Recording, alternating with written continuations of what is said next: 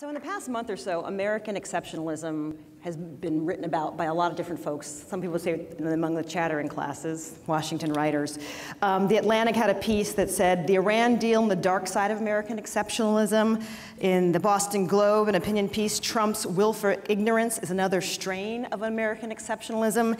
And in Politico, how Trump is making us rethink American exceptionalism. I want to read this one graph here. As shorthand for raw national chauvinism, the assertion that the United States is not just different, but better. Trump has replaced it, at least temporarily, with an angrier tagline that conveys the same sense of national power and entitlement, America first. David, what do you think about the concept of American exceptionalism right now on May 31st, 2018? The great irony about the phrase American exceptionalism is that it did not originate as a compliment. It originated as a criticism. The phrase originated with writers on the left, especially Marxists, who wanted to understand why is it that Britain and Germany and other industrial states had self-conscious workers' political parties, and the United States before the First World War did not. The most famous essay on this theme had the title, Why is there no socialism in the United States? The concept was then, in the middle part of the 20th century, redeployed by more moderate liberals, people of the center, to explain why in Europe they had communism and fascism and America didn't. Why was America immune to the ideological extremism of Europe? We have then taken this in more recent years as a very self-congratulatory term at exactly the moment when political developments in the United States are most similar to and converging on those in other societies. American politics today looks a lot like French politics. It looks a lot like British politics. And by the way in which Americans live looks a lot like the way people in other developed countries do. There's no more, it is not true that the typical person in America is dramatically wealthier than the typical person in Western Europe. That was true in the 1950s. In many ways today, Americans are less well off, and certainly they don't live as long. Well, is it a useful concept anymore for America? I think it's a useful concept as a great target by contradicting of it, you can enlighten Americans as to some of the things that are really going on in their society. I don't think Americans understand that compared to people in other comparably developed countries, they don't live as long. It can make them understand things like the weirdnesses of, Americans tend to compare, when you look at the American healthcare system, they compare it only to the other English-speaking countries.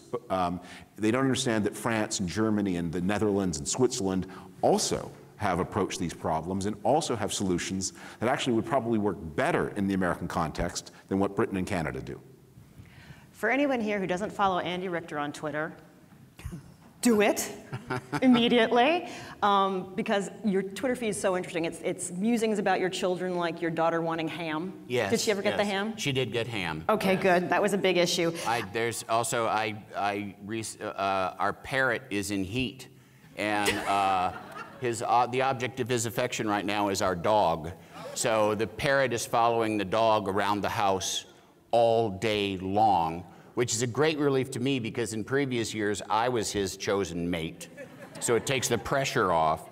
And the New York Post had a headline, Andy Richter's horny parrot is annoying his dog. So I'm making news with my Twitter feed.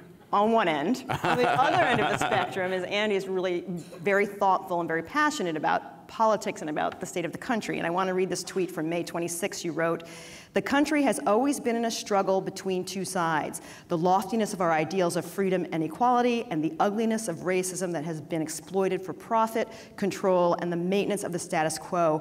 Pick the side you're on." Later in that thread you wrote, you were worried that Americans seemed to have jettisoned ideals. Yes. What made you write that day?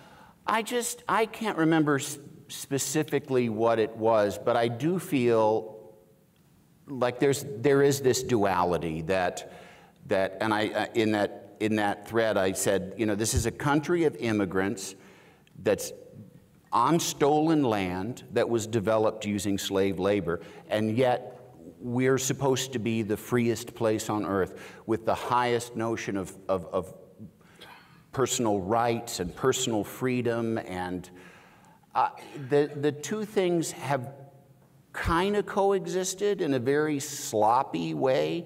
And I do feel like there's a good portion of the electorate now being very vocal about the fact that they're like, let's just stick with the small-minded part. Let's just stick with the, I mean, frankly, the more kind of racist part, the more to isolate ourselves, which to me is, the fact that for this country, for people to be against immigration in the United States is like KFC deciding to move away from selling chicken. I mean, that's what made this country. And to the phrase about pulling up the ladder, I just don't understand. To be born here is such a lucky thing. For most people, and to not honor that by allowing others to enjoy the same thing, I don't understand. I don't understand going backwards. One of the reasons Andy is here is that David is a huge fan of Andy's. And Judd Apatow couldn't make it.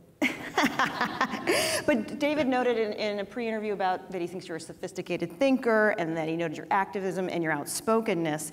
And this is a question for both of you. A lot of comedians have entered this realm. Billy Eichner is going around doing something called Glam the Midterms to get people invested in midterms. Sarah Silverman at the Democratic Convention notably told the Bernie bros that they were being ridiculous to not support Hillary Clinton.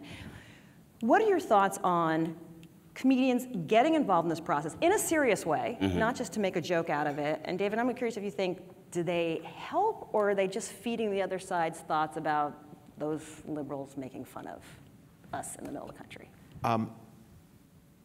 This is not a subject I've probably thought about as much as Andy. But I will say, I think in general, the more explicitly comedy, we were talking about this a little before appearing out here, the more explicitly political comedy is, the less comedic it is. The central message of comedy, the most human level, alas, poor York, the thing that makes comedy politically potent is it treats all people as vulnerable to ridicule. And so there's a reason that authoritarian regimes will target people who make jokes. Milan Kundera wrote a novel with someone who told a joke that he did not mean politically in a communist country, and then found himself a political prisoner forever. There's a saying in the old days from behind the Iron Curtain, which is, if you think it, don't say it. If you say it, don't write it. If you write it, don't publish it. If you publish it, don't be surprised. So I think that the subversiveness of holding powerful people to account in all kinds of ways, that is itself political. When you make your comedy party political, it becomes, in my opinion, deteriorating funny. And I think that has been the experience of your program. Well, yes, absolutely. Because it's, I personally, I'm not a political comedian because I don't find politics that funny. I mean, especially these days, I have a hard time laughing at cancer too. It's not funny, and seems pretty dire most of the time. And I also too, I have no interest.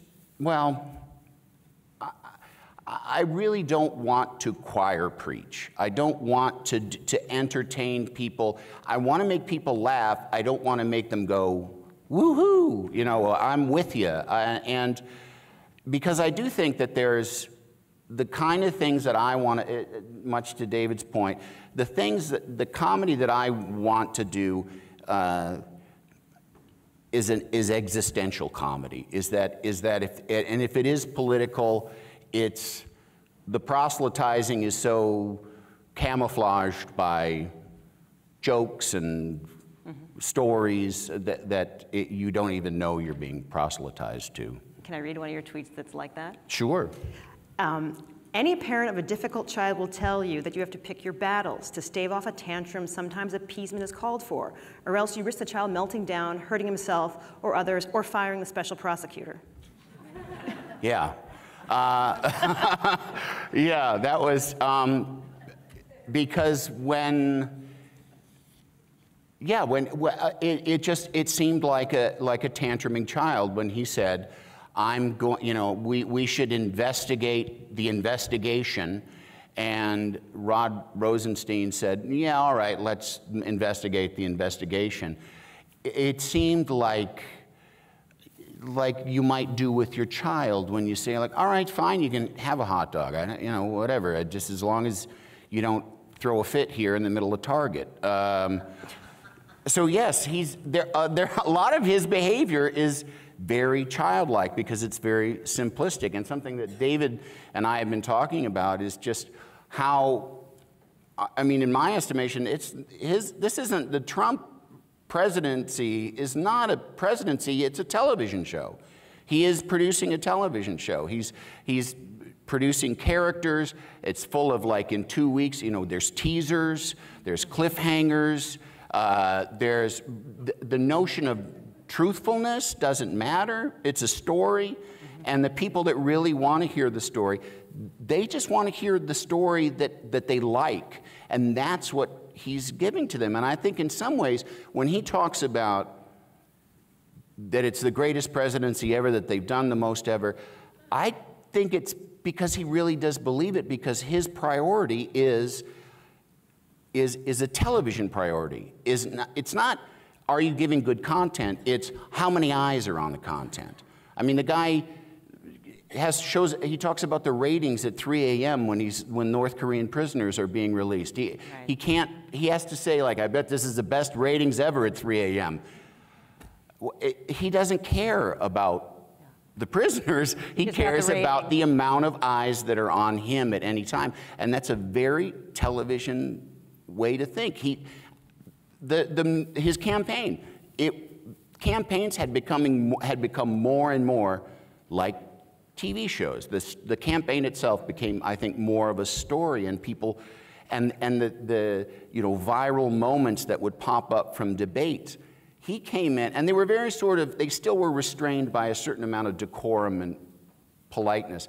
And he came in and said, oh, if you want fights, here you go. You know, if you want, a dog whistle racism, I'll give you a klaxon racism, because he understands his audience. We tested a theory, again, this to take something out of the green room.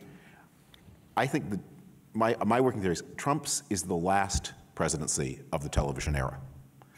We are moving to new platforms. And what made me think about this was an episode, I now forget which program Mayor Giuliani was on. And they were catching that game they play. They were catching the Giuliani in a contradiction, that he had endorsed a special prosecutor in 1998, and now he was against it. And Giuliani did something that people don't usually do on TV, which is he talked over and made it impossible to hear the contradictory tape. And that would have been a great technique to use had anyone dared do it in 1985. But the problem with doing it today is everyone who is watching that program has their phone out and is watching Twitter with the clip. Mm-hmm. You actually can't silence the clip by talking over it. Trump does believe if you command the TV camera, you've commanded everything. And he's in a world in which that is not true. And just as this is an era. John F. Kennedy was our first TV president. I think Donald Trump is the last. Former Speaker Boehner said this morning at a conference in Michigan, there is no Republican Party, there's a Trump Party. The Republican Party is kind of taking a nap somewhere. You remember the Republican Party, is he right? It's more radical than that. Here's the way that I think about this. Imagine standing in the year 1990 on a timeline. There's 25 years to one side and 25 years on the other. You get Rip Van Winkle, you go asleep in 1990. Who are the most important politicians? Bush and Clinton. You wake up 25 years later, who are the most important politicians? Bush and Clinton. What are they talking about? Iraq and healthcare. You wake up, Iraq and healthcare.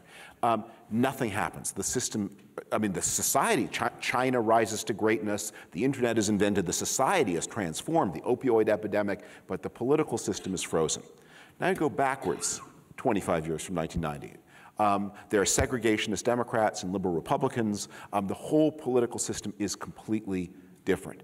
In this dynamic country, the 25 years from 1965 to 1990 seem normal to me for political developments. The 25 years from 1990 to 2015 are bizarrely frozen, partly because of the long life of the baby boomers and the fact they don't smoke, and so they continue to be in politics well into their late 70s, when they would have once been, their predecessors were cleared out at 65.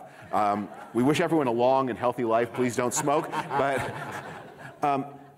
so I think Boehner is carrying around that Donald Trump will go away at some point, and then everything will again be as it was from 1990 to 2015.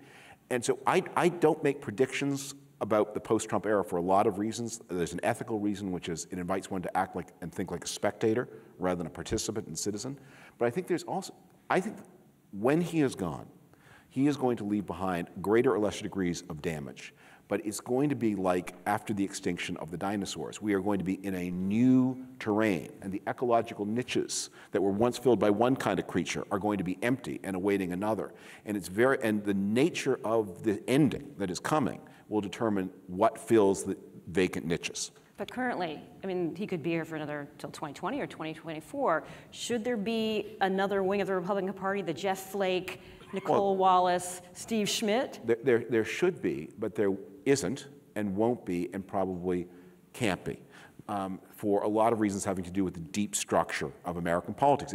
That it's a two-party system so long as the electoral college, sorry, the presidency is a two-party contest as long as there's an electoral contest, as everyone who voted for Ralph Nader discovered.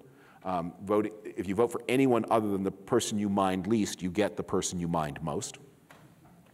So long as campaign finance is centered on the person of the president, then everything that ripples outward from it. I mean, we've had third parties before in the pre-television, pre-campaign finance, modern campaign finance era, but they were usually focused on a single issue: socialism, temperance, greenbacks. We don't have them now, except when parties split. So they are going to be based upon this president, and as he radicalizes, today was another day where he radicalized again. As he radicalizes, the system will be more and more polarized around him. People will rally to him, and there won't be places. This is something that those of us who, I'm still a registered Republican, but we have to accept that there isn't really— Are you trapped, is what you're saying? Well, I don't know. I have other reasons, which another conversation with, there isn't 3 minutes to go. But that footing for someone who needs to get a nomination, needs to raise funds, needs to compete for office, that footing of being a non-Trump Republican on the national level is not going to work. There are non-Trump Republicans. They will retreat to state and local politics and wait developments. We're going to get microphones out in the audience, but I do have to add, you know Roseanne Barr. I do. What do you think of what's happened in the past few days as someone who knows her and then also as a professional comedian? First of all,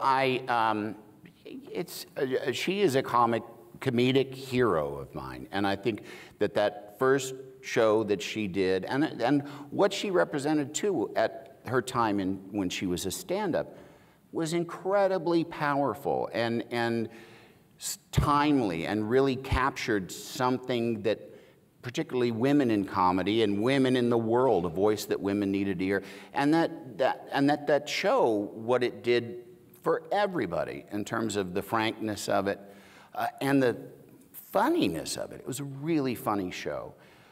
You know, I mean, as it went on, it got weirder, but I mean, come on, that's life.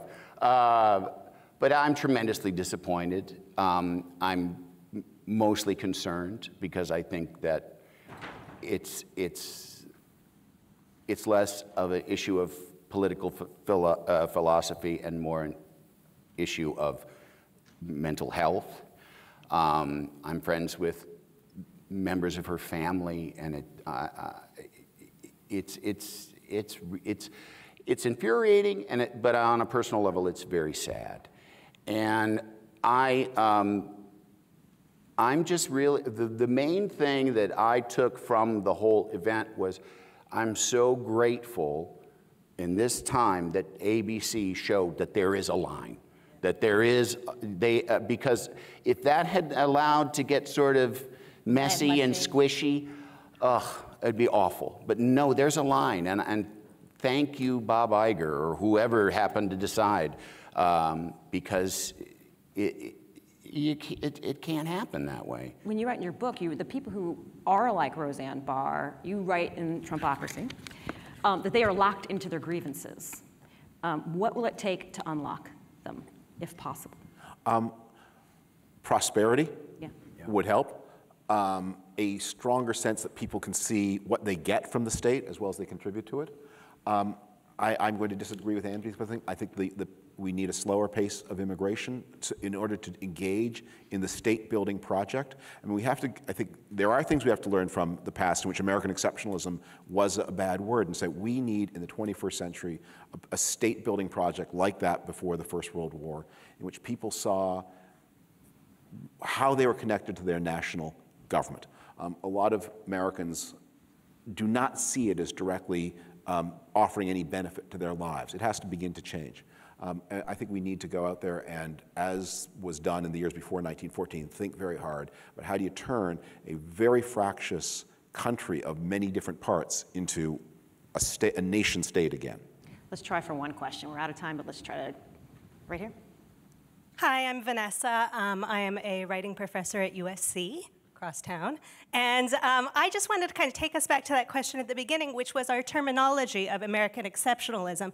And I don't think we have a set definition for that. I mean, you mentioned how it's been used as a compliment, how it's been used as a critique, but I'm not sure we even have a kind of common sense of what that even means. As I said, I think the message that Americans need, that would be most useful for them, is to absorb the idea that while America has special responsibilities because of its wealth and power, while the world order cannot function without American leadership, American responsibility, American leadership, I think these are meaningful terms. But to suggest that I think Americans, it would be helpful for all of us to understand, our problems look a lot like those of comparably developed societies. And that means there's a huge library of solutions. You know, of the 20 or so most developed countries on Earth, there are 20 different gun regimes, every one of which leads to lower levels of massacre than those in the United States. And you can have quite permissive gun regimes, as they have in Canada and in France, and yet reduce it. You do not have to go to a British gun regime. That's probably the most restrictive in the world. With healthcare, with other things, there are things to learn, just as people can come here. One of the things that is always frustrating in the public policy debate is how little of it is ever, in any area, constructed with reference to other countries. Why does it cost so much to build roads and subways in the United States? There are things to learn from other countries that are comparably developed. So accept the special responsibility America has for world order, world peace, maintaining world trade because it's so powerful. But be willing to learn from others for a change. Yeah, and I think let go of the notion of the version of American exceptionalism that is a puffed up notion of, you know, some kind of supernatural elevation above the rest of the world. I think there's probably a lot of opposition to all these other solutions because they're not our solutions. And that kind of nationalistic, closed-off thinking it's just not helpful. Thank you for that question. It's a great way to button up our session. Let's thank our guests. Thank you.